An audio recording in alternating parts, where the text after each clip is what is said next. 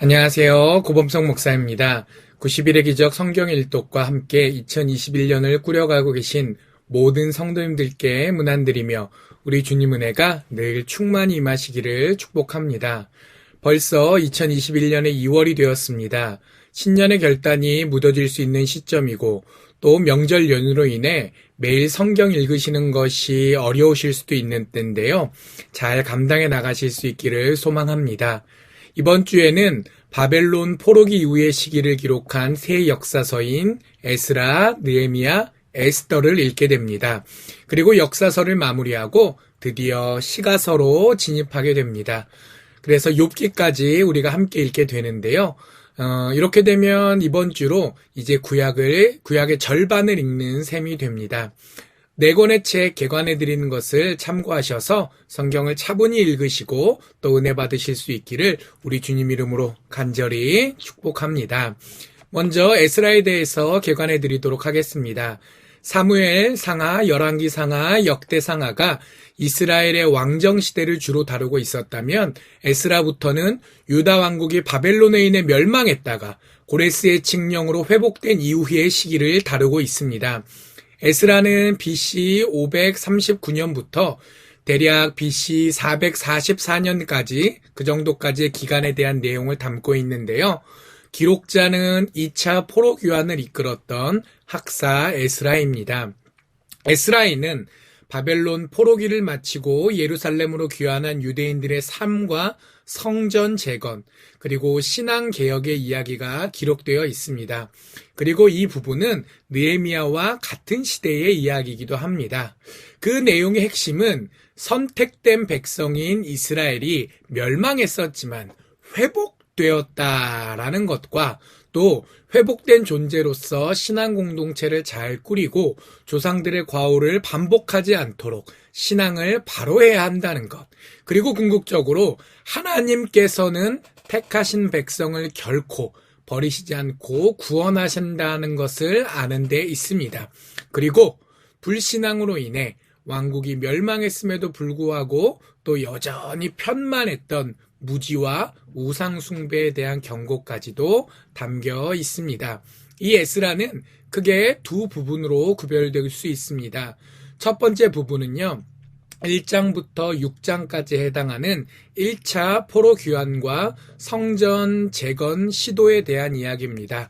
1장에서 2장 보면은 긴 명단이 나오는데요.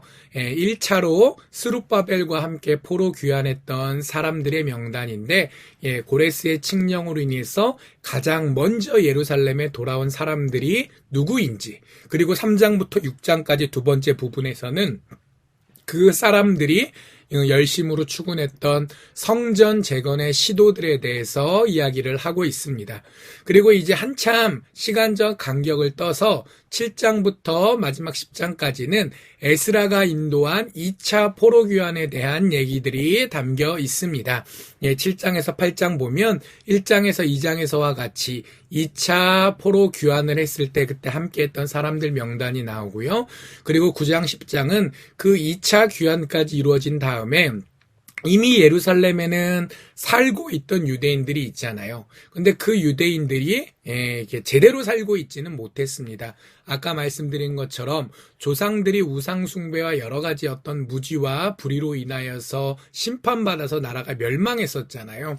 그 나라가 멸망한다는 체험을 했던 민족들임에도 불구하고 이게 사람인 이상 이렇게 머리로 안다고 잘 살 수 있는 건 또 아니었던 거죠.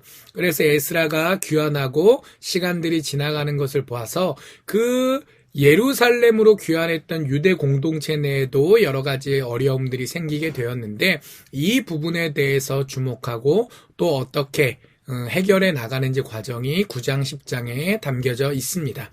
이 에스라서에서는 두 번의 포로 교환이 기록되어 있다라는 점을 우리가 꼭 기억할 필요가 있습니다. 그러니까 명단도 두 번이 나오잖아요. 그리고 이 둘 사이의 간격이 꽤 한 50년 이상 그 정도 벌어지는 상황이어서 그 어떤 우리가 쭉 읽을 때는 마치 인접한 사건인 것처럼 6장에서 7장을 넘어가게 되지만 그 사이에는 그래도 한 세대 이상의 간격이 있다라는 것을 기억하시면서 읽으시면 조금 내용 이해에 더 도움이 될 것 같고요. 그리고 명단이 상세히 기록되어 있잖아요. 많은 분들이 족보, 법률 이런 것처럼 이 명단 나오면 성경 읽기를 힘들어 하십니다. 발음도 어렵고 도대체 이 사람들 이름을 왜 우리가 알아야 되는지도 잘 모르겠고 또 딱히 누가 주인공이라거나 누구를 주목해야 될지도 모르는 이 나열되는 명단. 그런데 이 에스라에 있어서는 이 부분이 아주 중요한 부분으로 나타납니다. 왜냐하면 포로 생활에서 귀환한다는 것이 결코 당연한 일이 아니었기 때문입니다. 끌려간 포로들, 바벨론에서 이제 페르시아로 넘어간 그 땅에서 살아가고 있는 아직도 많은 사람들이 있어요. 그 가운데 일부분만 모든 것을 걸고 그 에스라 중간에 보면 강도를 만날까 두려워한다라는 내용들이 나오는데 정말 단순히 이사만 가서 어려운 것이 아니라 그 과정 가운데 그 재산을 다 처분해야 되고 그것들을 짊어매고 가는 과정 가운데 그 이삿길의 고난은 물론이거니와 그때의 치안 상황이라는 게 지금 우리와 비교할 수 있는 상황이 아니거든요. 그 도시들 주변에는 치안이 어느 정도 유지가 돼도 도시와 도시 사이에는 어려움들이 많았습니다. 그러니까 예루살렘으로 간다는 것이 목숨을 걸고 가는 거예요. 그러다 보니까 그 사람들이 귀하기도 하고 중요하기도 하기 때문에 명단이 이렇게 두 번에 걸쳐서 나타나고 있는데 그 부분에 대해서 중요한 부분이니까 담겨 있음을 기억하시면 읽으실 때 조금 도움이 되시지 않을까 합니다.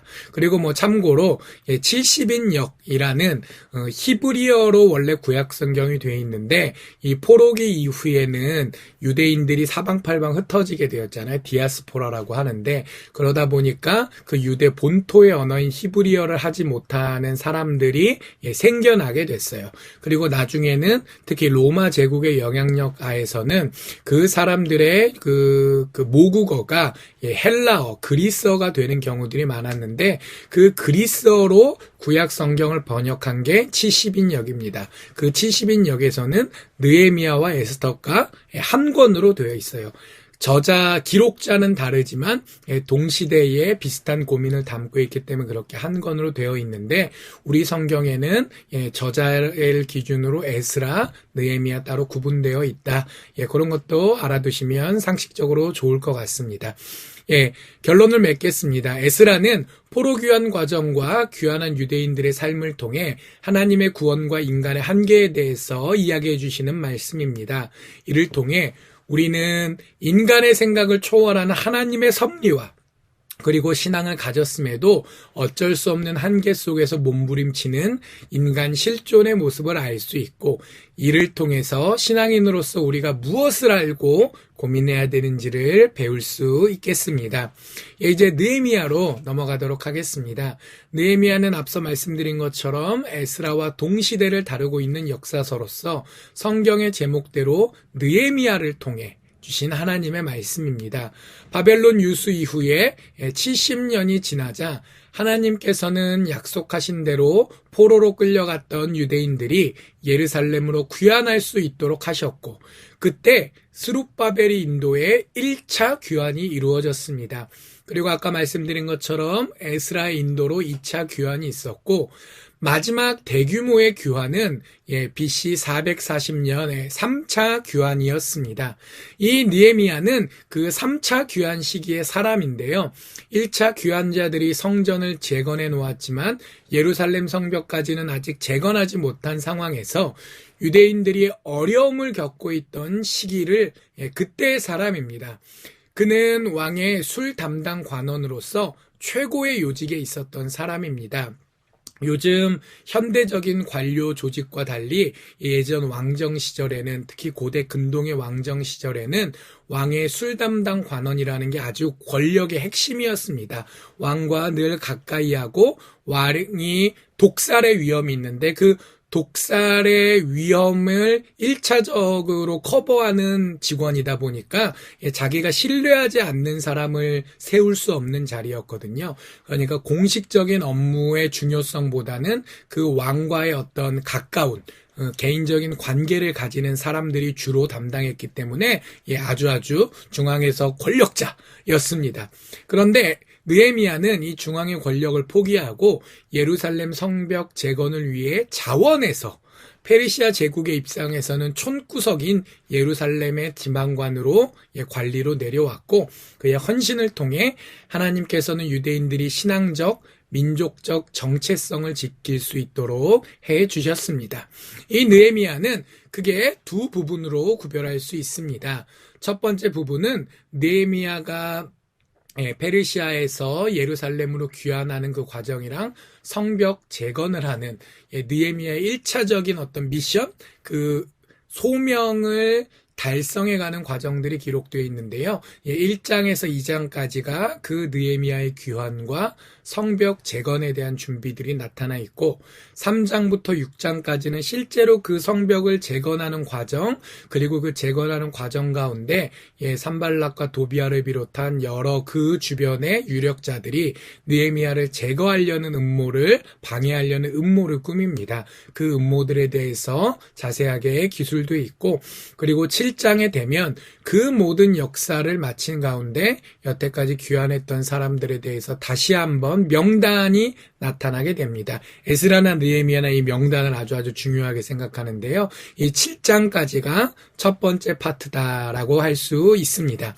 그리고 두 번째 8장부터 13장까지는 언약의 갱신과 또 이제 어떤 개혁이 이루어지는 부분들이 나타나게 됩니다. 이 예루살렘 성벽을 봉헌한 이후에 절기를 준수하는 장면, 또 그 절기 가운데 성경을 읽고 언약을 갱신하는 장면이 8장에서 10장까지 3장에 걸쳐서 다루어지고요. 그리고 11장에 그 이후에 여러 유대인들, 예루살렘 성 바깥에 살고 있는 여러 유대인들이 예루살렘으로 어떻게 이주를 시키고 또 그 주변 지역에 어떻게 살아가야 될지, 일종의 어떤 행정적인 거주지 조정이죠. 그 부분이 11장에 나타납니다.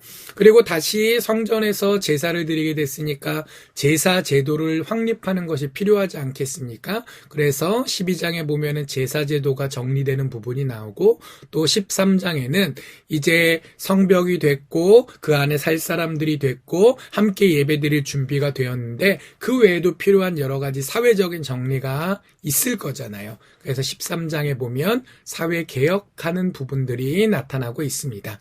이 느헤미야는 1인칭으로 기록된 부분이 길게 존재한다는 점에서 조금 특이합니다. 역사서에서는 일상적이지 않은 경우인데요. 그런 의미에서 좀 독특한 특징이 가지고 있다라고 생각하실 수 있겠고요. 그리고 성벽 재건 과정들이 자세하게 기록되는데 과정도 자세하지만 어디서부터 어디까지를 누구 혹은 어떤 가정 혹은 어떤 공동체들이 담당했는지가 아주 세세하게 기록됩니다. 우리가 볼 때는 그 귀환자 명단이나 족보처럼 이거 골치 아픈 부분이네, 그렇게 생각하실 수 있지만 그 예루살렘 성전 중건이라는 것이 아주 중요한 것이었고, 또 특별히 치열한 반대 가운데서 정말 결단과 각오를 이루어갔던, 어떻게 생각하면 어려운 시대 가운데 신앙적인 도전을 감당했던 부분이기 때문에 이렇게 세세하게 기록되어 있습니다. 그 부분에 대해서 그 차근차근 살펴주실 수 있었으면 좋겠습니다. 그리고 이 시기에 있어서 유대인들과, 그 예루살렘으로 귀환한 유대인들과 이미 그 지역을 아수르, 바벨론, 또 페르시아 시대를 거쳐가면서 거기서 새롭게 정착해서 살고 있는 이방인들 가운데 어떤 알력들이 중요하게 나타납니다. 그리고 특별히 결혼 문제, 일종의 국제 결혼이죠.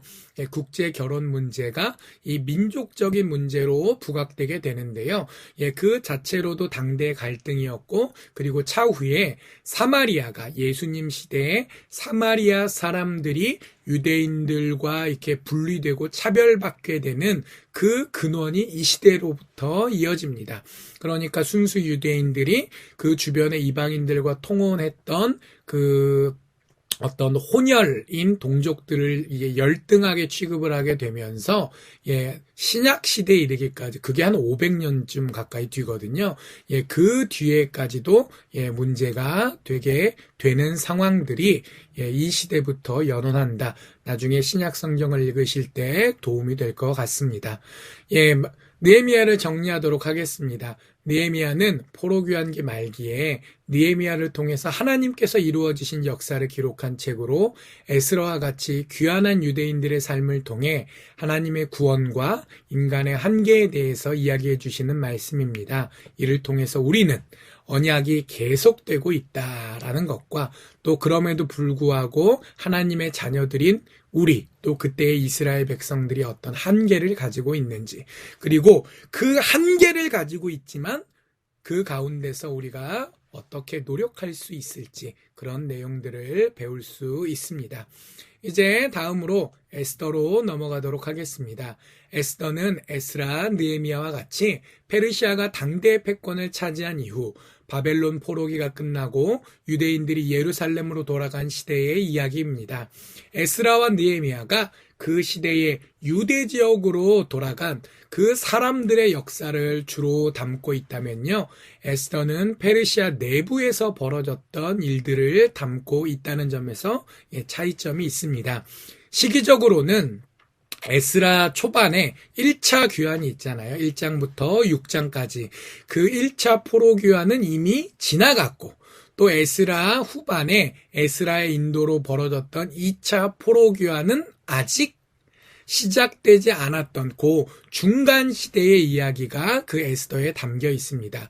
내용적으로는 에스더에서 아각 사람인 하만의 괴계로 인해 페르시아 제국 내에 살아가고 있던 유대인들이 멸절당한 위기가 있었는데요. 그 위기에서 하나님의 도움으로 구원받은 이야기가 담겨져 있고 이를 통해서 유대인들의 명절인 부림절이 어떻게 생성되었는지를 설명하고 있는 말씀입니다.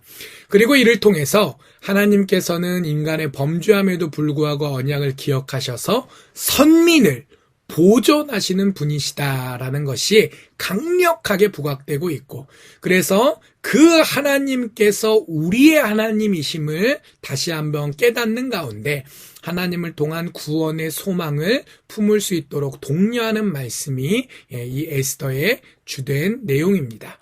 그 에스더는 크게 두 부분으로 구별되고 있습니다. 하나는 첫 번째 부분에서 에스더가 왕후가 돼서 하만이 음모를 꾸미는 부분까지 그러니까 클라이막스가 벌어지기 전에 일단 어떤 배경에 해당되는 부분이 되겠는데요. 1장부터 4장까지가 그 부분입니다. 1, 2장에서 에스더가 왕후가 되는 과정들이 나타나게 되고 일단 왕후가 된 다음에 3장에서 4장이 되면 하만이 등장하면서 그 하만이 어떤 음모를 꾸며가는지 그 부분이 자세히 나타나 있습니다.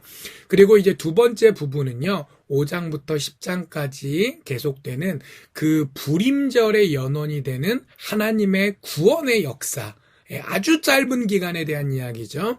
며칠 사이의 이야기들이 기록되어 있습니다.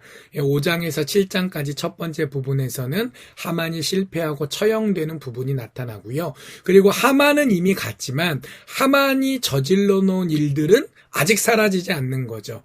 여전히 왕의 칙명이 있는 상황 가운데서 그 부분을 해결할 어떤 그 시대적 상황이 되었는데 8장부터 10장까지는 그 상황이 어떻게 해결되었는지 그리고 그것들을 기념하기 위해서 불임절이라는 절기가 제정되었다라는 것을 설명하는 부분까지 이 8장에서 10장까지가 하만의 처형 이후에 그 사태를 해결하는 부분들을 다루고 있습니다. 이 에스더는요, 아주 짧은 기간에 이루어진 하나의 사건을 다룬다는 점에서 다른 여러 역사서들과 비교하면 독특한 점이 있습니다.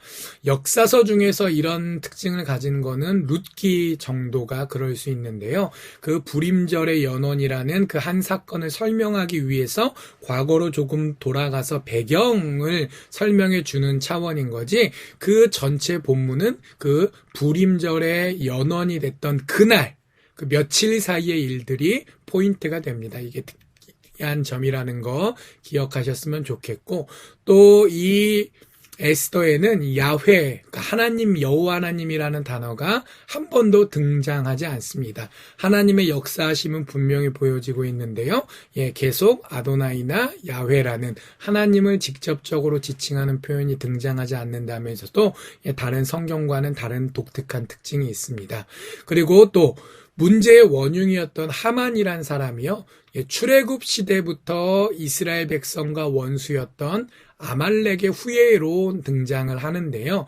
이런 측면에서 누대에 걸친 원한, 그러니까 내가 이 시대를 살아가지만 이 당대의 문제만이 나의 삶을 구속하는 것이 아니라 과거의 역사들이 나에게 영향을 끼친다라는 어떤 실존적인 부분에 대한 어떤 지적들이 나오고요.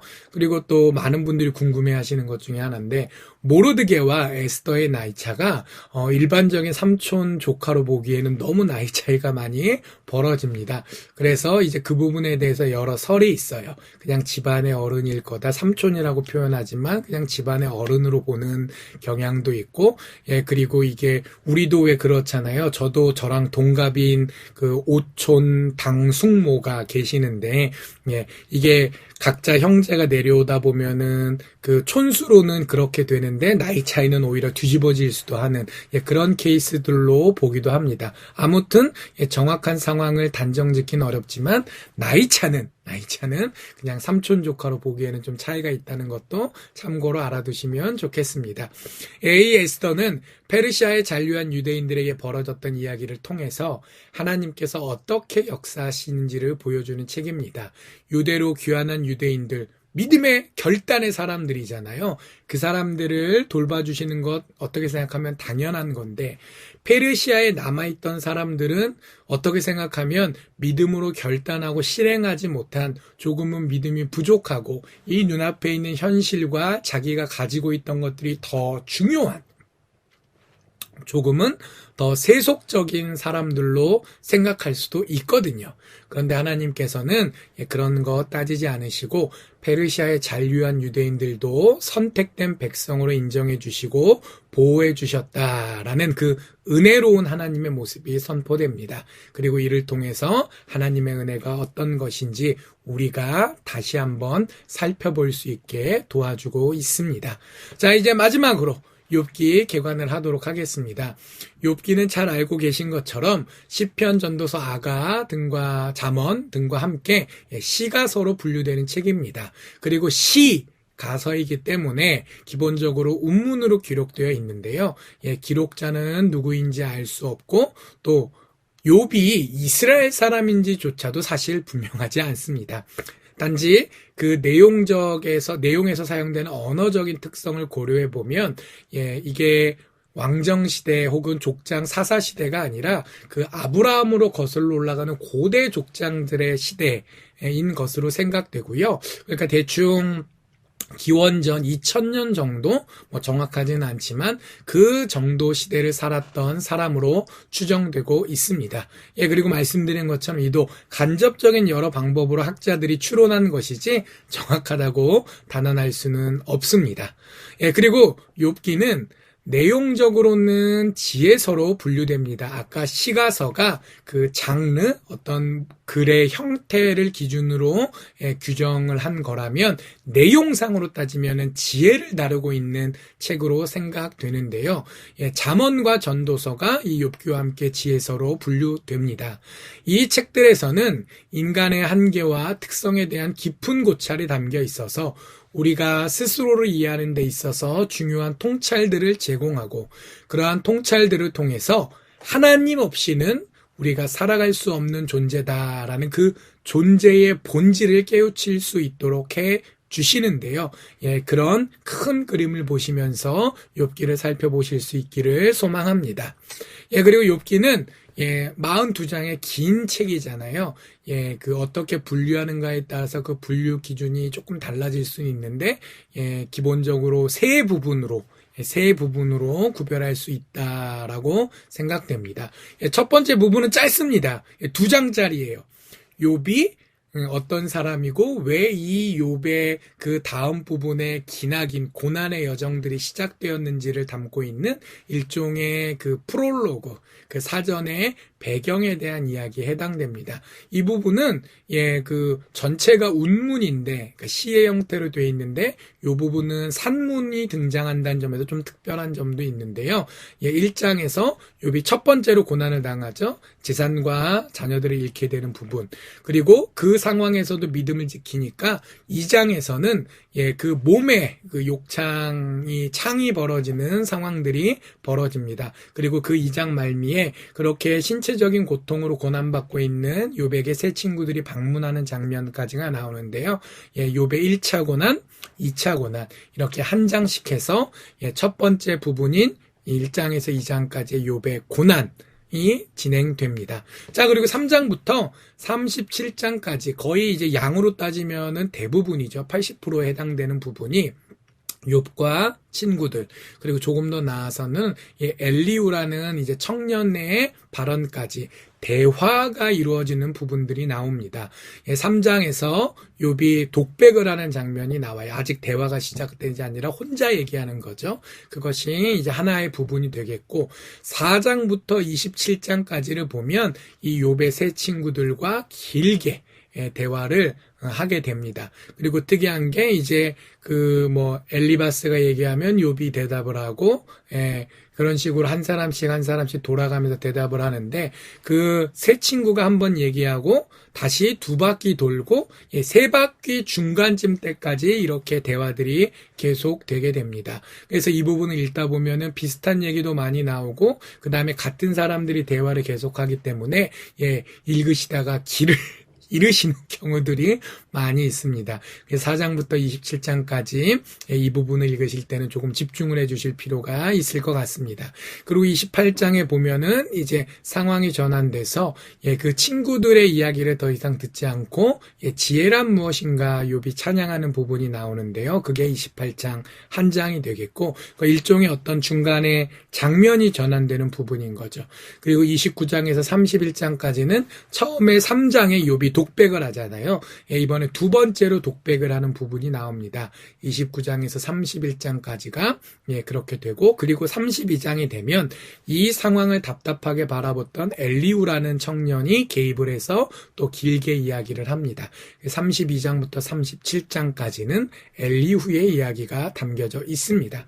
자, 그리고 마지막 세 번째 부분은 그 인간들 사이에 지난한 대화가 다 끝나고 하나님께서 개입하시는 부분입니다. 38장부터 42장까지 5장이 그런 분량인데요.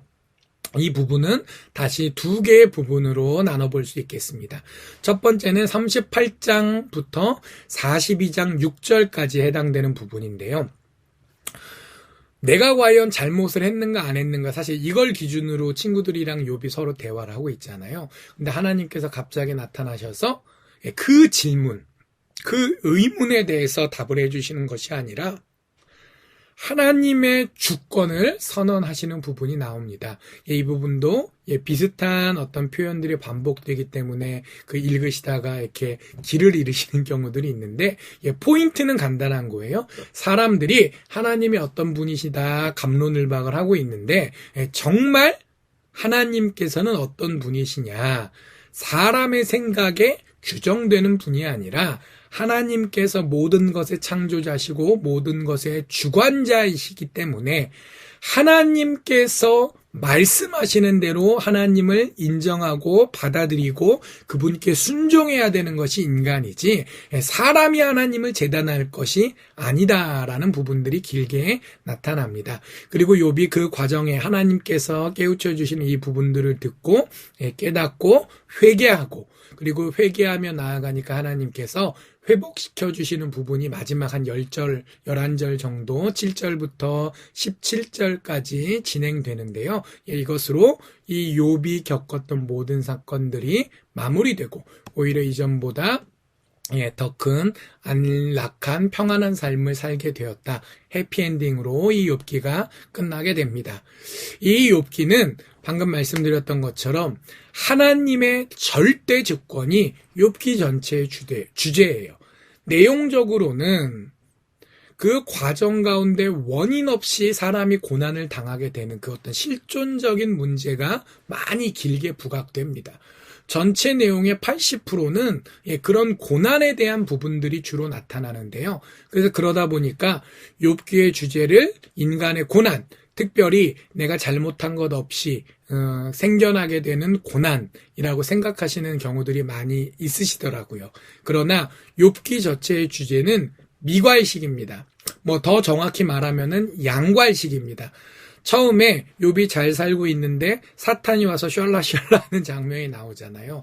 하나님께서 사탄도 거스를 수 없는 주제자이시다라는 것이 그 상반부 1, 2장에 잠깐 나오는데 여기서부터 전체 주제가 드러나는 거예요. 하나님께서 모든 것을 주재하시는 분이시다.